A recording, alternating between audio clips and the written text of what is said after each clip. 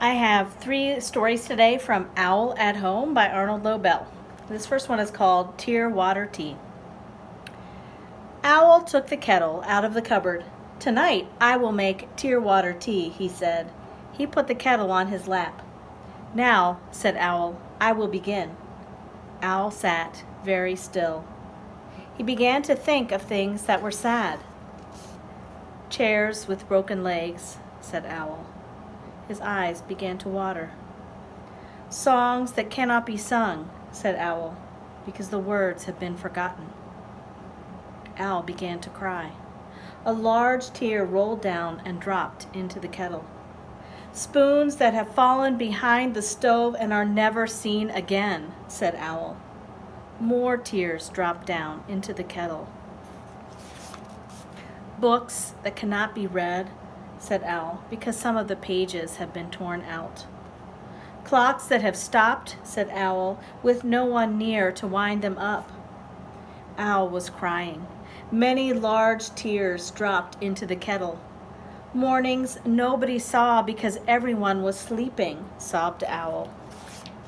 "Mashed potatoes left on a plate," he cried, because no one wanted to eat them, and pencils that are too short to use. Owl thought about many other sad things. He cried and cried. Soon the kettle was all filled up with tears. "There," said Owl, "that does it." Owl stopped crying. He put the kettle on the stove to boil for tea. Owl felt happy as he filled his cup. "It tastes a little bit salty," he said, "but tear water tea is always very good." Upstairs and downstairs. Owl's house had an upstairs and a downstairs. There were 20 steps on the stairway. Some of the time Owl was upstairs in his bedroom.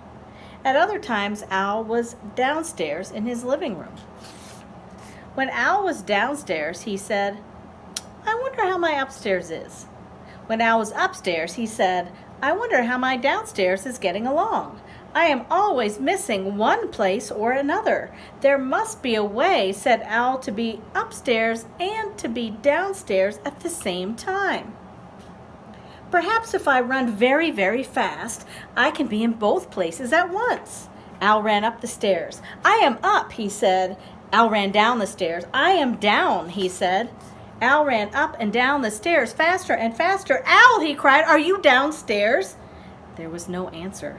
"No," said Owl, "I am not downstairs because I am upstairs. I am not running fast enough."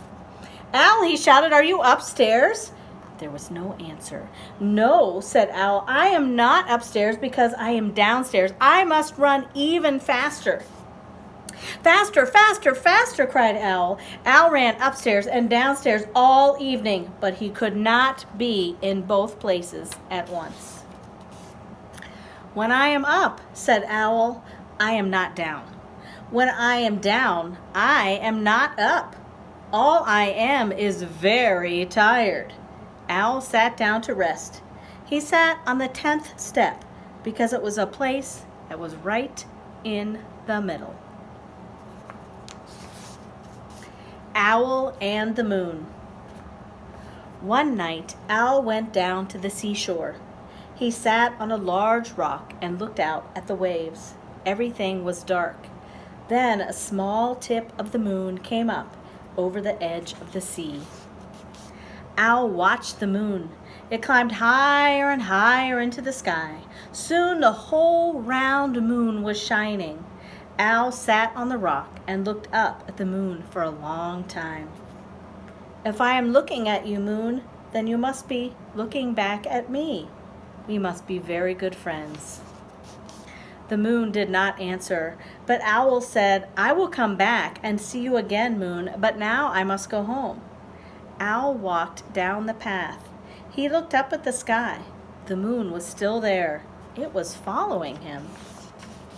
"No, no, moon," said Owl. "It is kind of you to light my way, but you must stay up over the sea where you look so fine." Owl walked on a little farther. He looked at the sky again. There was the moon coming right along with him. Dear Moon, said Owl, we really must not come home. You really must not come home with me. My house is small. You would not fit through the door, and I have nothing to give you for supper. Owl kept on walking. The moon sailed after him over the tops of the trees. Moon, said Owl, I think that you do not hear me. Owl climbed to the top of a hill. He shouted as loudly as he could, Goodbye, Moon! The moon went behind some clouds. Owl looked and looked. The moon was gone. It is always a little sad to say goodbye to a friend, said Owl. Owl came home. He put on his pajamas and went to bed. The room was very dark. Owl was still feeling sad. All at once, Owl's bedroom was filled with silver light. Owl looked out of the window. The moon was coming from behind the clouds. Moon, you have followed me all the way home. What a good, round friend you are, said Owl. Then Owl put his head on the pillow and closed his eyes. The moon was shining down through the window. Owl did not feel sad at all. The end.